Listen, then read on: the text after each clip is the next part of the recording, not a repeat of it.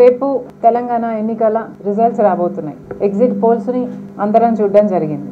ఈ exit polls Telangana ప్రజల exact pulse కావాలని, ఈ ఎగ్జిట్ పోల్స్ నిజం కావాలని కోట్ల మంది తెలంగాణ ప్రజలతో పాటు నేను కూడా మనస్ఫూర్తిగా ప్రార్థిస్తున్నా. ఈ ఎగ్జిట్ పోల్స్ తెలంగాణ ప్రజల రెఫరెండం అవ్వాలని, దీంతో కేసీఆర్ రేపటితో కేసీఆర్ గారి రాక్షస నియంత అవినీతి అక్రమ పాలన అంతం కావాలని కోట్ల మంది తెలంగాణ ప్రజలతో సహా నేను కూడా ప్రార్థిస్తున్నా. రేపటి దినం తెలంగాణ ప్రజలకి ఇంకొక విమోచన దినం కావాలి. కేసీఆర్ గారు 10 ఏళ్లుగా తెలంగాణ ప్రజలని మోసమే చేశారు. సెంటిమెంట్ వాడుకొని తెలంగాణలోని ప్రతి వర్గాన్ని వెన్నుపోటు పొడిచాడు కేసీఆర్ గారు. 2 సార్లు అధికారం ఇచ్చిన ఒక్క మాట కూడా నిలబెట్టుకోలేని అసమర్థ ముఖ్యమంత్రి కేసీఆర్ అని ఈ ఎగ్జిట్ పోల్స్ చెప్తున్నాయి. రేపటి దినమున తెలంగాణ ప్రజలు ఇచ్చే తీర్పుని కేసీఆర్ గారు మనస్ఫూర్తిగా స్వాగతించాలి. ఎటువంటి గేమ్స్ ఆడకుండా, జిమ్మికులకు పాల్పడకుండా తెలంగాణ ప్రజలు ఇచ్చే తీర్పును స్వీకరించాలని డిమాండ్ చేస్తున్నాం. ఎందుకంటే కేసీఆర్ గారు గత 10 ఏళ్లుగా చేసిన మోసానికి తెలంగాణ ప్రజలు ఇచ్చే తీర్పు కాబోతుంది రేపటి దినం. రైతులకు రుణమాఫీ చేస్తానన్నాడు, మహిళలకు 0 వడ్డీకే రుణాలు ఇస్తానని మహిళల్ని మోసం చేశాడు. కేజీ టు పీజీ ఉచిత విద్య అని విద్యార్థులని, ఇంటికో ఉద్యోగం అని నిరుద్యోగులని, నిరుద్యోగ భృతి అని మళ్లీ మోసం చేశాడు. డబుల్ బెడ్రూమ్ ఇల్లు అని, 3 ఎకరాల భూమని, పోడు భూములకు పట్టాలని, దళిత బంధు అని, 12% రిజర్వేషన్ ముస్లింలకు, ఇలా ప్రతి వర్గాన్ని మోసం చేశాడు కేసీఆర్ గారు. మేము పార్టీ పెట్టిన మొదటి రోజు నుంచి కేసీఆర్ అవినీతి పాలన మీద, నియంత పాలన మీద పోరాటం చేస్తూనే ఉన్నాం. 3800 కిలోమీటర్ల పాదయాత్రలో కేసీఆర్ గారి అక్రమ పాలనని ఎత్తి చూపాం. ప్రతి రోజు, ప్రతి పల్లెలో, ప్రతి నియోజకవర్గంలో లోకల్ ఎమ్మెల్యేలు చేస్తున్న అవినీతి అయితేనేమి, మాఫియా అయితేనేమి ఎత్తి చూపాం. నిరుద్యోగుల కోసం చేయని పోరాటం లేదు. 45 రోజుల పాటు దీక్షలు చేశాం. ఎన్నోసార్లు 72 గంటల పాటు కంటిన్యూస్ గా నిరాహార దీక్షలు చేశాం. ఇలా పాలమూరు ప్రాజెక్టుకు అయితేనేమి, పోడు భూములకు అయితేనేమి, కేసీఆర్ గారు వరి వేస్తే ఉరే అని రైతులకు చేసిన ద్రోహానికి అయితేనేమి, ఇలా ప్రతి విషయంలోనూ మేము పోరాటం చేశాం. తీరా అంతా చేశాక రాహుల్ గాంధీ గారు చేసిన పాదయాత్ర వల్ల అయితేనేమి, ఆ పాదయాత్ర కర్ణాటకలో చూపిన ప్రభావం వల్ల అయితేనేమి, తెలంగాణలో కాంగ్రెస్ కి హైప్ రావడం వల్ల కేసీఆర్ గారిని దించే అవకాశం మాకు రాకపోయినా ఇంకొక పార్టీకి వచ్చింది. ఇంకో పార్టీ అయినా సరే, ఆ పక్క పార్టీని బలపరిచైనా సరే కేసీఆర్ గారిని మాత్రం గద్దె దించాలి అనుకున్నాం. కనుక ఇంత కష్టపడి పాదయాత్రలు చేసి, నిరాహార దీక్షలు చేసి, ఇంత కష్టపడి తీరా అంతా వృధా అయిపోవచ్చు అని తెలిసి కూడా, ఇది పొలిటికల్ సూసైడ్ అవ్వచ్చు అని తెలిసి కూడా ఎన్నికల నుంచి వైఎస్ఆర్ తెలంగాణ పార్టీ విరమించుకుంది. కేవలం ఒకే ఒక్క కారణంతో, అది కేసీఆర్ గారి వ్యతిరేక ఓటు చీలిస్తే మళ్ళీ కేసీఆర్ గారే ముఖ్యమంత్రి అవుతారు కాబట్టి కాంగ్రెస్ పార్టీకి మద్దతు ఇచ్చాం. కాంగ్రెస్ పార్టీ వల్లైనా తెలంగాణ ప్రజలకి విమోచన కలగాలని, విముక్తి కలగాలని, మళ్ళీ మంచి రోజులు రావాలని, కేసీఆర్ పాలన అంతం అవ్వాలని ఈ నిర్ణయం తీసుకున్నాం. ఈ నిర్ణయం, ఈ త్యాగం చేసింది కేవలం తెలంగాణ ప్రజల కోసం మాత్రమే. మేము ఇంత కష్టపడి తీరా ఎన్నికలు వచ్చేసరికి పోటీ నుంచి విరమించుకుంది, ఈ త్యాగం చేసింది మళ్ళీ చెప్తున్నాం తెలంగాణ ప్రజల కోసమే. ఆఖరికి నా పార్టీ వాళ్ళే నన్ను దూషించినా, నా పార్టీ వాళ్ళే నన్ను కాదనుకున్నా, నన్ను అర్థం చేసుకోకపోయినా, నా పార్టీ వాళ్ళే నన్ను వీడినా, ఇన్ని మాటలన్నా పడ్డాం. ఇక్కడ ఈ సందర్భం వచ్చింది కాబట్టి నన్ను దూషించిన వాళ్ళను ఒక ప్రశ్న అడగాలనుకుంటున్నాను.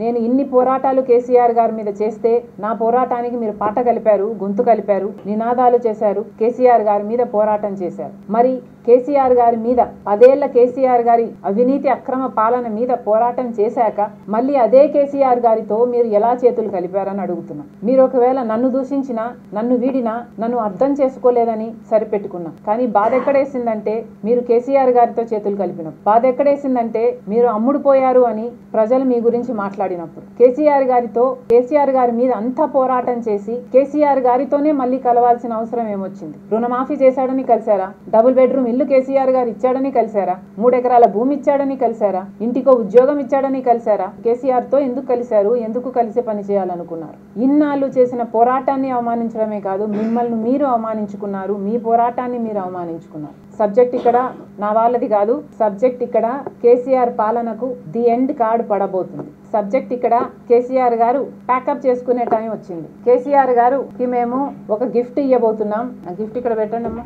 మళ్ళీ చెప్తున్నాం, మేము ఈ పాలన అంతమవ్వాలని మాత్రమే ఈ ఎలక్షన్లలో పోటీ చేయలేదు. ఎందుకంటే 2018 ఎన్నికల్లో, మొన్న జరిగిన తెలంగాణ ఎన్నికల్లో కేవలం 10,000తోనే గెలిచిన క్యాండిడేట్లు 33 మంది ఎమ్మెల్యేలు మాత్రమే. మొన్న కర్ణాటక ఎన్నికల్లో జరిగిన ఎలక్షన్ లో 10,000 ఓట్ల మెజారిటీతో గెలిచిన క్యాండిడేట్లు 71 మంది. అంటే కేవలం 10,000 మెజారిటీతో గెలిచిన క్యాండిడేట్లు ప్రభుత్వాన్ని, పాలనని నిర్దేశించే అవకాశం ఉంది. కాబట్టి 10,000 మెజారిటీ అయినా కూడా ముఖ్యం కాబట్టి ఈ నిర్ణయం తీసుకున్నాం. 10,000 మెజారిటీ అంటే మేము పోటీ చేసి 5,000 ఓట్లు చీల్చినా కూడా అది 10,000 తేడా పడుతుంది. గెలవడం కష్టమేమో కానీ ఓడించడం మాకు కష్టం కాకపోయేది. కాంగ్రెస్ పార్టీని ఓడించడం అతి సులభంగా చేయగలిగిన పని. కానీ మా ఉద్దేశము కేసీఆర్ గారిని ఓడించాలి కాబట్టి కాంగ్రెస్ పార్టీకి మద్దతు ఇచ్చాం, ఈ త్యాగం చేశాం. తెలంగాణ ప్రజల కోసం, శ్రేయస్సు కోసం ఆలోచన చేసింది రాజశేఖర్ రెడ్డి బిడ్డ వైఎస్ఆర్ తెలంగాణ పార్టీ. ఈ సందర్భంగా కేసీఆర్ గారు ఇంటికి పోయే టైం వచ్చింది కాబట్టి కేసీఆర్ గారికి ఒక చిన్న గిఫ్ట్ ఇస్తున్నా.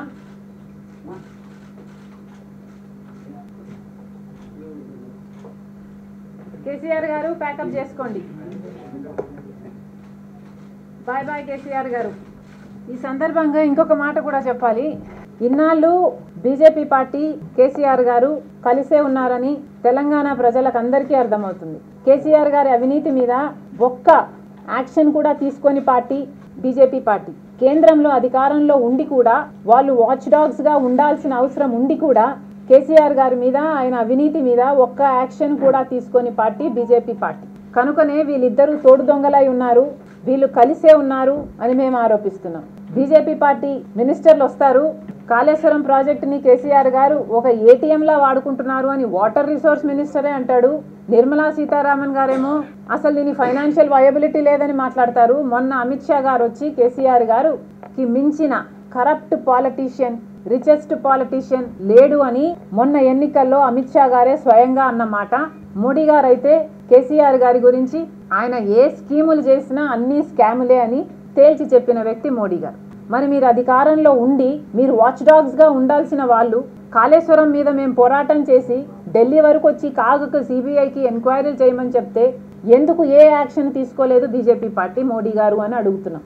మీరు కలిసి లేకపోతే లిక్కర్ స్కామ్ అయినా, రియల్ ఎస్టేట్ స్కామ్లోనైనా కేసీఆర్ గారి సొంత కుటుంబం, బిడ్డ, కొడుకు అందరూ ఇన్వాల్వ్ అయ్యున్నా, కేసీఆర్ స్వయంగా కాళేశ్వరంలో ఇన్వాల్వ్ అయ్యున్నా ఒక్క యాక్షన్ కూడా ఎందుకు తీసుకోలేదు అని అడుగుతున్నాం. ఇప్పుడు ఎన్నికలు జరిగాయి, రేపు రిజల్ట్స్ రాబోతున్నాయి.